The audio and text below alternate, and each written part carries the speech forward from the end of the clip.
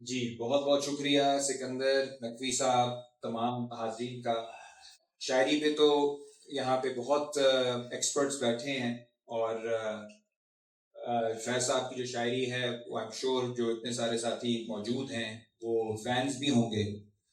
میں تھوڑا سا ہٹ کے ہلکی سی بات کرنا چاہوں گا، جس طرح سے سکندر نے کہا کہ آپ لوگوں کو شعر و شاعری کے ساتھ ساتھ وہ پہلو بھی دکھائیں فیض صاحب کا جس کی وجہ سے فیض صاحب کئی سال جیل میں بند رہے۔ یہ لوگ کو بہت کم لوگ کو معلوم ہے کہ ایک زمانہ تھا جس طرح آج چند لوگ ہیں جن کو کہا جاتا ہے یہ اینٹی اسٹیٹ ہیں، غدار ہیں، ملک دشمن ہیں، الحمدللہ یہ سارے جو الزامات تھے یہ فیض صاحب کے اوپر بھی لگتے تھے۔ اب ان کو فیض فیسٹیول کے نام پہ پورا ایک کموڈٹی بنی ہوئی ہے، فیسٹیولز ہو رہے ہیں، اس میں منسٹر آ رہے ہیں، اس میں جنرلز بھی بات کر رہے ہیں، پورا ایک ماحول، ایک الگ سا ایک ماحول ہے۔ پر فیض صاحب کی ایک الگ ایک ہسٹری بھی ہے، ایک سیاسی پس منظر بھی ہے، اور وہ یہ ہے جس طرح میں نے ذکر کیا، جس میں وہ سیڈیشن یعنی بغاوت کے پرچے انہوں نے بھگتائے، جیل میں رہے، جلا وطن رہے، اور اپنی جو زندگی کے بہترین، بلکہ ان کا جو ٹائم ہے جس میں ان کی بہترین کچھ شاعری بھی سامنے آئی ہے، وہ بھی زیر زمین جسے کہتے ہیں انڈر گراؤنڈ رہ کے انہوں نے لکھی، یا جیل میں لکھی، یا جلا وطن ہو کے لکھی۔ تو تھوڑی سی جو ہمیں اس چیز کو سمجھنے کے لیے فیض صاحب کا جو جذبہ ہے، فیض صاحب کی جو شاعری ہے، اس کے پیچھے جو سوچ ہے، اس کو سمجھنے کے لیے ان حالات کو سمجھنا پڑے گا جس کے اندر فیض صاحب جیسے شاعر سامنے آتا ہے۔ یہ جنرل سی بات بھی ہے کہ جو بھی کوئی تھاٹ ہے، سوچ ہے، لٹریچر ہے، شاعری ہے، حتیٰ کہ آپ فلسفی بھی کہہ لو، کوئی فلسفہ ہے، وہ اپنے معروضی، اس زمانے کے معروضی حالات سے جدا کر کے نہیں دیکھا جا سکتا۔ یعنی جس طرح آپ لوگ آج کے پاکستان کے اندر ہم سب یہاں موجود ہیں، ہماری سوچ جو ہے وہ کسی نہ کسی طرح ان سوالوں کا جواب دے رہی ہے جو وقت ہم سے پوچھ رہا ہے، جو اس وقت میں ہم زندہ ہیں، وہ ہم رسپونڈ کر رہے ہیں۔ میں بھی اپنی طرف سے کوشش کر رہا ہوں، آپ بھی کوشش کر رہے ہیں۔ ہمارے رسپانس مختلف ہو سکتے ہیں، جواب مختلف ہو سکتے ہیں، کوئی ہو سکتا ہے جواب لیفٹ کا دے، کوئی سینٹر کا دے، کوئی رائٹ کا دے، کوئی نیشنلسٹ ہو جائے، یہ سب ایک اپنے اپنے طریقے کار ہیں، لیکن سوال جو وقت پوچھ رہا ہے وہ ہم سے سب سے ایک طرح سے سانجھے سوال پوچھ۔ اور فیض صاحب کی جو پیدائش آپ دیکھیں 1912 کی، یہ وہ دور ہے 1912، آپ ارلی 20th سینچری کو اگر جنرلی اٹھا کے دیکھیں تو پہلی دفعہ وار آف انڈیپینڈنس کے بعد ہندوستان کے اندر ایک بغاوت سامنے نظر آتی ہے جس کا نام سوادیشی ہوتا ہے، جو پارٹیشن آف بنگال کی تقسیم کے بعد ایک تحریک پیدا ہوتی۔ تو یہ ایک پہلی تحریک جس میں بڑے بڑے ہیرو بھی سامنے آتے ہیں، تلک کا نام سامنے آتا ہے پہلی بار، تلک کے اوپر جب کیس ہوتا ہے تو جناح اس کے وکیل بنتے ہیں۔ یہ جو بڑے بڑے لیڈران آپ کو نظر آتے ہیں، موتی لال نہرو اور دیگر، یہ سارے اس زمانے کی پیداوار، پہلی دفعہ ان کا نام پبلک کے اندر اس وقت آتا۔ یہ جی 1912 کی کہانی۔ 1914 میں آپ کا جنگ عظیم ہو جاتی ہے، پہلی جنگ عظیم شروع ہو جاتی ہے، اور 1918 میں عالمی جنگ جب ختم ہوتی ہے تو وہ یورپ کے اندر ختم ہوتی ہے، لیکن تیسری دنیا جسے ہم کہتے ہیں یا کولونیل ورلڈ کہتے ہیں، اس میں بھی جنگ شروع ہو رہی ہوتی ہے۔ 1919 کے اندر چین کے اندر ایک بڑی بغاوت ہوتی ہے طلباء کی، جس کو مے موومنٹ کہا جاتا ہے، اسے کرش کر دیا جاتا ہے۔ اسی طرح مصر کے اندر تحریک چلتی ہے، بر صغیر کے اندر بھی ایک بڑی تحریک چلتی ہے۔ آپ لوگوں نے شاید سنا ہو جلیانوالہ باغ، وہاں پہ امرتسر کے اندر مارشل لاء لگتا ہے، اس میں جو لوگ وہاں پہ مارشل لاء کو ڈیفائی کر کے وہاں پہ ایک میلے کے اندر، بیساکھی کے میلے کے اندر آتے ہیں، ان کا قتل عام کر دیا جاتا ہے۔ اور قتل عام کے بعد اس طرح کے رول بنتے ہیں پورے پنجاب میں، خیبر پختونخوا میں، اس وقت NWFP تھا اور دیگر جگہوں پہ، مثال کے طور پہ ایک یہ بنتا ہے کہ کسی بھی آپ انگریز آفیسر کو دیکھو گے تو سب کو چھوڑ کے آپ سلوٹ کرو گے اسے. ایک گلی وہ بنا دیتے ہیں امرتسر میں جس میں اگر کوئی بھی لوکل ہندوستانی وہاں سے گزرے گا تو رینگ کے گزرے گا. یعنی اس طرح کی کیفیت بناتے ہیں جس کے اندر جبر ہوتا ہے, اور نہ صرف جبر ہوتا ہے بلکہ ایک عزت نفس جو ہے عام لوگوں کی, جو نوجوان ہے اس ٹائم کا, اس کو مجروح کیا جا رہا ہوتا ہے. آپ علامہ اقبال بھی ہو سکتے ہو, یعنی ایک بڑے شاعر, پی ایچ ڈی آپ کیمبرج سے آپ نے انڈر گریڈ کر لیا, پی ایچ ڈی ادھر سے کر لی جرمنی سے, پھر بھی جو آپ کا ایس ایچ او ہوگا وہ گورا ہوگا, کوئی 20-22 سال کا لڑکا, اور اس کے آگے آپ صفر ہو. کوئی سیالکوٹ کا ایس ایچ او ہو, کوئی ڈی سی ہو, اس کے آگے آپ کی حیثیت صفر. تو یہ جو ایک فیلنگ تھی ایک عزت نفس کا مجروح ہونے کی, ایک کلونیل سبجیکٹ ہونے کی, یعنی جو پوری طرح سے انسان تصور نہیں ہوتا, اس دنیا کے اندر, اس پس منظر کے اندر فیض صاحب بڑے ہوتے ہیں. تو یہ 1920s کا جو لاہور ہے, جو پنجاب ہے, جو بر صغیر ہے, یہ وہ ٹائم ہے جس کے اندر بھگت سنگھ بھی پیدا ہو رہا ہے. بھگت سنگھ چند سال ہی بڑا تھا فیض صاحب سے. وہی ٹائم ہے جس میں آپ کے یہاں پہلی دفعہ ایک بڑی جلیانوالہ باغ کے بعد ایک بہت بڑی تحریک بنتی ہے آزادی کی. یہ وہ ٹائم ہے جب پہلی بار ہندو مسلم فسادات بھی بڑے پیمانے پہ بڑھتے ہیں. تو یعنی ایک بڑا سوال معاشرے کے سامنے آ جاتا ہے کہ ہم نے اگر برطانیہ سے لڑنا ہے اور آزادی حاصل کرنی ہے تو اس کا طریقہ کار کیا ہوگا, اور دوسرا سوال اس کے بعد ہم کس قسم کا معاشرہ بنائیں گے.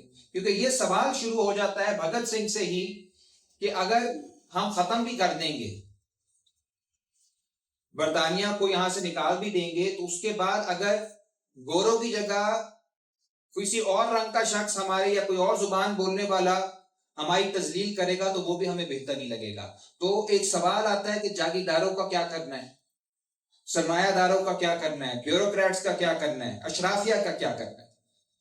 اور یہ سوال جو ہے, اسی سوال کے اندر فیض صاحب جو ہیں وہ پہلی دفعہ اپنے نظریاتی جو وابستگی ہے اس کا اظہار کرتے ہیں پروگریسو رائٹرز ایسوسی ایشن جوائن کر.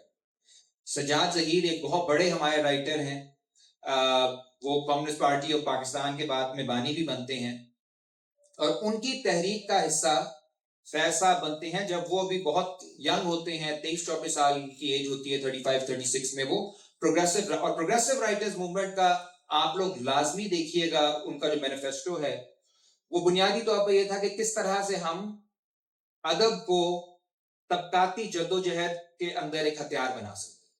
اور اس کا بنیادی سا اصول یہ تھا کہ انسان جو ہے وہ اپنی خواہش جو مرضی کر لے, وہ طبقاتی تضاد سے باہر نہیں رہ سکتا.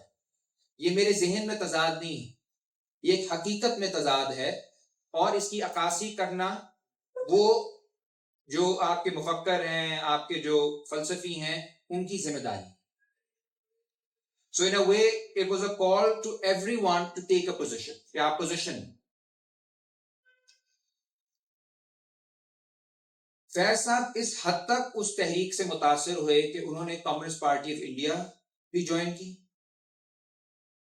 جو اس وقت گاندھی اور جناح ان دونوں کے مقابلے میں ایک تیسرا ویژن دے رہی تھی, اور وہ یہ تھا کہ ہمیں یہاں پہ آزادی بھی حاصل کرنی ہے اور ایک سوشلسٹ ریاست قائم کرنی, یعنی مزدوروں کی, محکوموں کی, کسانوں کی ایک ریاست قائم کرنی. اور متاثر ہونے کا آپ دیکھیں, آپ لوگوں سے کتنوں کو معلوم ہے کہ فیض صاحب فوج میں بھی تھے؟ Very good. تو یہ آپ اتنا ایک نفیس شخص جس کا جو طریقہ کار تھا بات کرنے کا, اور اگر آپ ان کے انٹرویوز دیکھیں تو ایک بہت ہی سافٹ ہارٹڈ شخص آپ کو نظر آئے گا, جس کے اندر بہت درد ہے انسانوں کے لیے. وہ اس ادارے میں رہا ہے جس کی پریس کانفرنس کبھی کبھی آپ دیکھتے ہوں گے, اور وہ جو دھمکیاں میز پریس کانفرنسز ہوتی ہیں, تو اس کے اندر وہ ایکٹنگ لیفٹیننٹ کرنل تک پہنچے فیصل. اب سوال ہے وہ کیوں گئے؟ یہ بند کر دیں گے یا ضرورت ہے اس کی؟ تو چلیں سوری ایک بند کر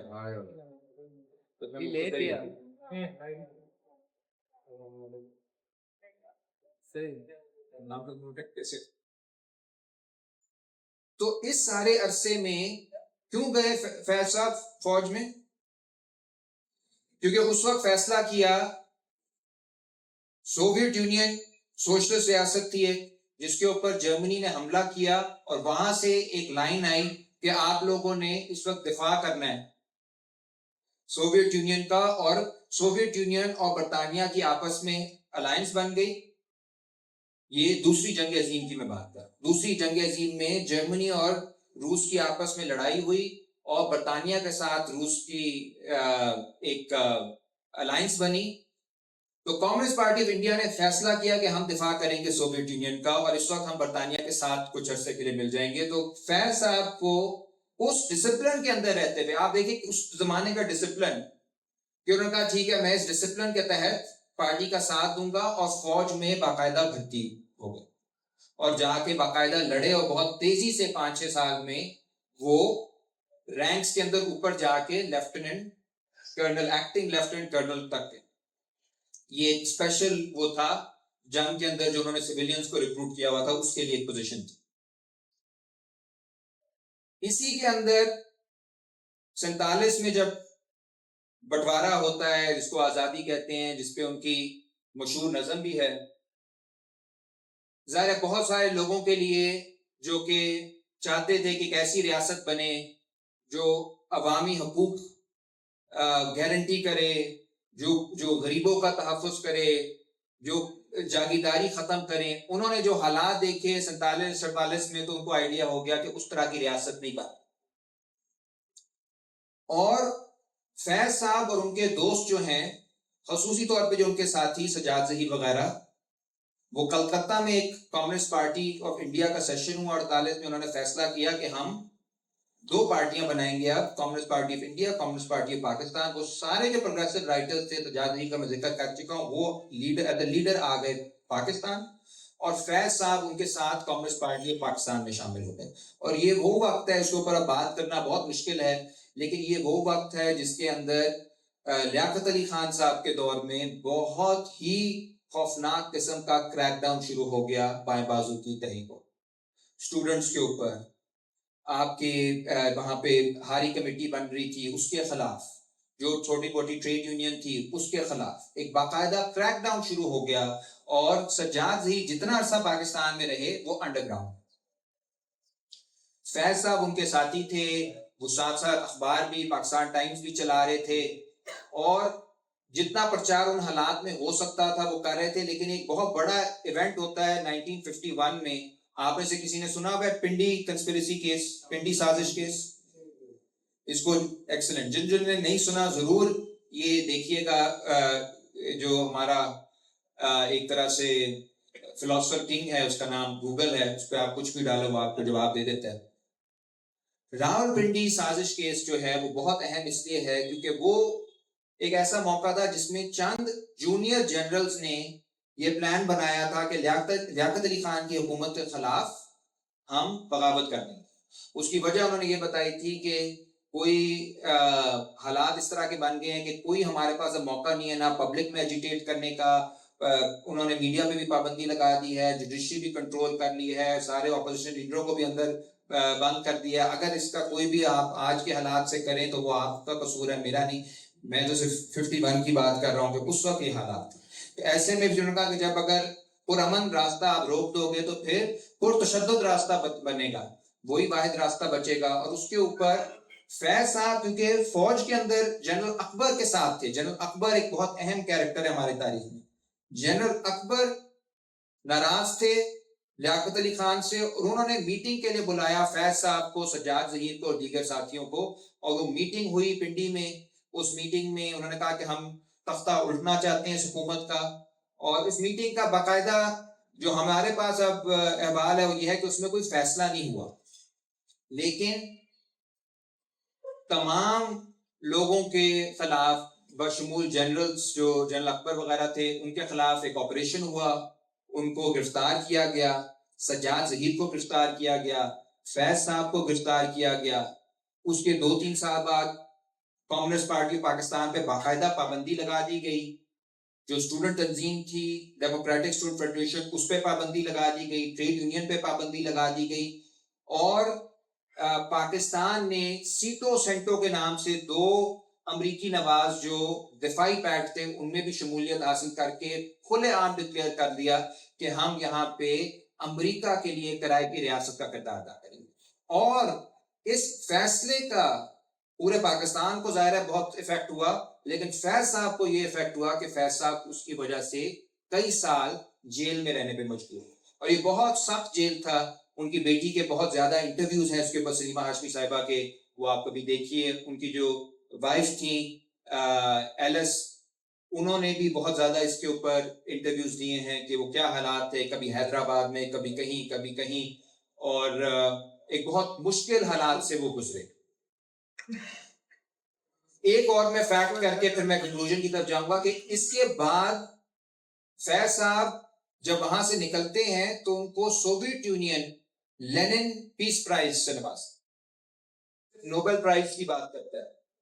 نوبل پرائز جس بندے کو مل جائے وہ ہمارے جس طرح 17 امتیاز ہے تقریباً اسی کے طرف اس پہ شک، خاص طور پہ اگر کوئی تھنکر، کوئی بڑے تھنکر کو، باقی تو چلیں اپنی فیلڈ میں کوئی ہو جائے، سائنس میں کر لے تو وہ الگ بات ہے، لیکن اگر کسی پولیٹیکل بندے کو مل جائے تو سمجھیں کہ وہ 2 نمبر ہے. جس طرح ابھی وینزویلا والے کو ملا ہے، آپ نے دیکھا ہے آج کل بات ہو رہی ہے کہ امریکہ نے وینزویلا پہ حملہ کرنا ہے. وہ جو ہے وہ روز ویڈیوز بنا کے بھیج دیا کہ فوراً ٹرمپ صاحب آپ کل کیوں آج حملہ کریں ہمارے ملک.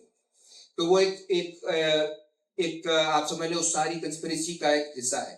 لینن پیس پرائز ان لوگوں کو دیا جاتا تھا جو کہ مزدوروں کی بات کرتے تھے، جو کسانوں کی بات کرتے تھے، اور فیض صاحب کو لینن پیس پرائز دیا گیا. ان کو باقاعدہ ماسکو بلا کے وہاں پہ جو لیڈرشپ تھی ان سے ان کی ملاقات ہوئی، اور ان کا انٹرنیشنل اسٹیچر جو ہے وہ بہت بڑھ گیا، کیونکہ اس وقت لینن پیس پرائز ملنے کا مطلب تھا کہ جتنی بھی تیسری دنیا کے اندر مزاحمتی تحریکیں چل رہی ہیں وہ آپ کو پہچان لیں گی، آپ کو اپنا مان لیں گی. تو ان کا جو کام ہے وہ اس کے بعد کئی زبانوں میں ترجمہ اس کا ہونا شروع ہو گیا. تو عربی میں بھی ان کے کام کا ترجمہ ہے، ان کی شاعری کا، فرینچ میں بھی ہے، انگلش میں بھی ہے. تو آپ کو جگہ جگہ ان کا ترجمہ ملے گا، اور کہیں پہ بھی آپ ملک میں کسی بھی دنیا کے لٹریچر ڈپارٹمنٹ میں جا کے بات کریں گے تو آپ کو فیض صاحب کا نام لوگوں کو معلوم ہوگا. سو ان کنکلوژن یہ جو 60s 70s کا ٹائم ہے، یہ وہ ٹائم ہے جس میں تیسری دنیا کے اندر نیشنل لبریشن سٹرگلز بھی چل رہی ہیں، اور بہت بڑے پیمانے پہ چل رہی ہیں. چے گوارا کا آپ لوگوں نے نام سنا ہے، فیڈل کاسٹرو کا سنا ہے. فلسطین کیا اس وقت جو ساری تحریک تھی وہ کمیونسٹ چلا رہے تھے، PLO کے نام سے تنظیم تھی جو اب بالکل فارغ ہو گئی ہے، لیکن اس وقت اس کے اندر لیلا خالد جیسے انقلابی موجود تھے. اور مزے کی بات یہ ہے کہ فیض صاحب جب جلا وطن ہوتے ہیں، خاص طور پہ جنرل ضیاء کی حکومت کے بعد، تو ایک اخبار نکلتا ہے لوٹس کے نام سے، جو کہ تیسری دنیا کے جو شاعر تھے، ادیب تھے، مفکرین تھے، ان کو قریب لانے کے اندر انہوں نے بڑا ایک رول پلے کیا تھا. اس میگزین نے وہ 25-23 سال رہا. اس میں افریقن اور ایشین اور بعد میں لاطینی امریکہ کے بہت سارے مفکرین نے لکھا تھا. اس کے ایڈیٹر فیض صاحب کو بنایا جاتا ہے، یعنی ان کا مقام یہ تھا کہ انٹرنیشنلی ان کی بہت عزت تھی، اور لبنان کے اندر وہ مکین تھے. اور جو آخری کچھ انہوں نے شاعری بھی لبنان میں کی ہے وہ لبنان کی خانہ جنگی کے حوالے سے اور وہاں پہ جو فلسطینیوں کے ساتھ ہو رہا تھا اس کے حوالے سے کی ہے. اور بہت مجبوری میں 1982 میں وہ واپس پاکستان آتے ہیں، جب وہاں پہ لبنان کے اندر، بیروت کے اندر جو خانہ جنگی ہے وہ بہت شدت اختیار کر جاتی ہے. وہ بہت شدید بیمار ہوتے ہیں، واپس آتے ہیں لاہور اپنے شہر، 2 سال وہاں رہتے ہیں، 84 میں فوت ہو جاتے ہیں. یہ جو سارا ہسٹری بتانے کا مقصد ہے، اس میں مزید بہت پہلو ہیں جو آپ خود بھی دیکھ سکتے ہیں، لیکن اس کا بنیادی مقصد یہ ہے کہ فیض صاحب جو ان کا گفٹ ہے رائٹنگ کا، جس پہ نقوی صاحب نے بھی ابھی بات کی، وہ تو اس کا پیرلل کرنا بہت مشکل ہے، وہ ہر کوئی نہیں کر سکتا. ایسے نہیں ہے کہ اگر میرے ساتھ وہ سلوک ہو جو فیض صاحب کے ساتھ ہو تو میں اس طرح کی شاعری شروع کر دوں، کسی اور طرح انسان اظہار کر سکتا ہے، ہر انسان کا اپنا اظہار ہوتا ہے. وہ ایک بہت بڑے مفکر، ان کا جو لینگویج کے اوپر گرپ ہے وہ ان میچڈ ہے.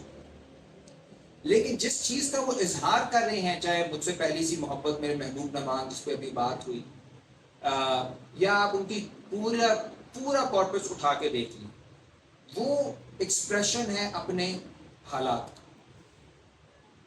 وہ ایک بہترین ایکسپریشن ہے ان خواہشات کا، جذبات کا، احساسات کا جو اس پوری نسل کے تھے جنہوں نے پہلے برطانوی سامراج سے بغاوت کی، اس کے بعد امریکی سامراج سے بغاوت کی، اس کے بعد جو ان کے لوکل کلیبریٹرز سے ان سے بغاوت کی، جرنیلوں سے بغاوت کی، اس طرح کی کنٹرول عدلیہ سے بغاوت کی، اس طرح کی کنٹرول میڈیا سے بغاوت کی، اور کن کے حق میں بولے؟ محکوموں کے، مزدوروں کے، کسانوں کے، عورتوں کے. یہ تھی وہ پوری سوچ، وہ پوری روایت جس کے فیصلہ امین تھے، اور بہترین طریقے سے انہوں نے اس کا اظہار کیا. آج کے لیے جو نوجوان اس سب کو، اس ساری ٹاک کو بھی سن رہے ہیں، مجھے بہت خوشی ہے. میں سکندر کو پھر سے بہت بہت مبارکباد دیتا ہوں کہ اتنے زیادہ نوجوان آئے. امید اگر ہے تو وہ آپ دوستوں سے ہیں، نوجوانوں سے ہے کہ آپ اس ملک کو ایک بہتر مستقبل کی طرف لے کے جا رہے ہیں. بہت بہت